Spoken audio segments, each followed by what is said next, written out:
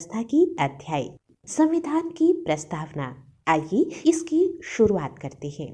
प्रस्तावना संविधान के परिचय को कहते हैं। यह संविधान का आमुख होता है। N.A. पालकीवाला ने प्रस्तावना को संविधान का परिचय पत्र कहा है। 13 दिसंबर 1946 को नेहरू द्वारा पेश किए गए उद्देश्य प्रस्ताव को संविधान की प्रस्तावना के रूप में शामिल कर लिया गया। भारतीय संविधान की प्रस्तावना इस प्रकार से है।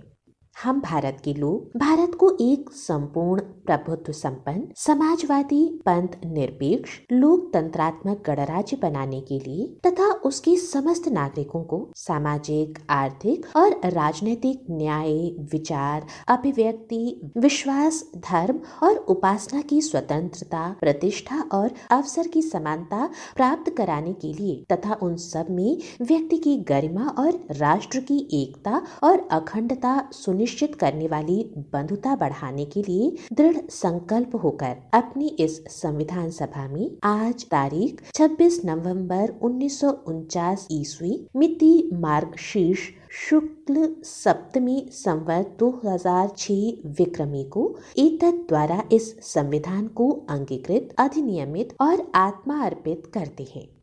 भारतीय संविधान की प्रस्तावना को संविधान की आत्मा कहा जाता है। बेरोजगारीवाद 1960 में सर्वोच्च न्यायालय ने प्रस्तावना को संविधान का अंग नहीं माना था। वहीं केशवानंद भारतीय बनाम केरल राज्यवाद 1973 में सर्वोच्च न्यायालय ने प्रस्तावना को संविधान का अंग माना है। संसद प्रस्तावना में अनुच्छेद 368 के तहत संशोधन कर सकती है। हालांकि इसमें निहित ढांचे में नकारात्मक संशोधन नहीं कर सकती है। स्पष्टतः संसद वैसा परिवर्तन कर सकती है जिससे मूल ढांचे का विस्तार और मजबूतीकरण होता है। अब तक प्रस्तावना को मात्र एक बार 42वें संविधान संशोधन द्वारा 1976 में संशोधित किया गया है। भारतीय राज्य व्यवस्था में आइए अब आरंभ करते हैं नया अध्याय अनुसूची। मूलतः भारतीय संविधान में अनुसूचियों की संख्या 8 थी। वर्तमान में भारतीय संविधान में अनुसूचियों की संख्या 12 है।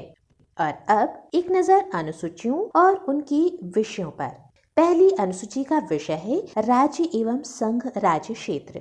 दूसरी अनुसूची का राष्ट्रपति तथा अन्य उच्च पदाधिकारियों के वेतन। तीसरी अनुसूची का विषय है शपथ या प्रतिज्ञान के प्रारूप। चौथी अनुसूची का विषय है राज्यसभा में स्थानों का आवंटन। पांचवी अनुसूची का विषय है अनुसूचित क्षेत्रों तथा अनुसूचित जनजातियों के प्रशासन तथा नियंत्रण के बारे में उपबंध। वहीं छठी अनुसूची का विषय है असम मेघालय त्रिपुरा और मिजोरम राज्यों के जनजातीय क्षेत्रों के प्रशासन के संबंध में उपबंध। सातवीं अनुसूची का विषय है संघ सूची राज्य सूची तथा समवर्ती सूची में केंद्र और राज्यों के मध्य शक्तियों का विभाजन। आठवीं अनुसूची का विषय है भाषाएं। नवीं अनुसूची का विषय है कुछ अधिनियमों और विनियमों का विधि मान्यकरण। 10वीं अनुसूची का विषय है दल परिवर्तन के आधार पर अयोग्यता। 11वीं अनुसूची का विषय है पंचायतों से संबंधित प्रावधान और 12वीं अनुसूची का विषय है नगर पालिकाओं से संबंधित उपबंध।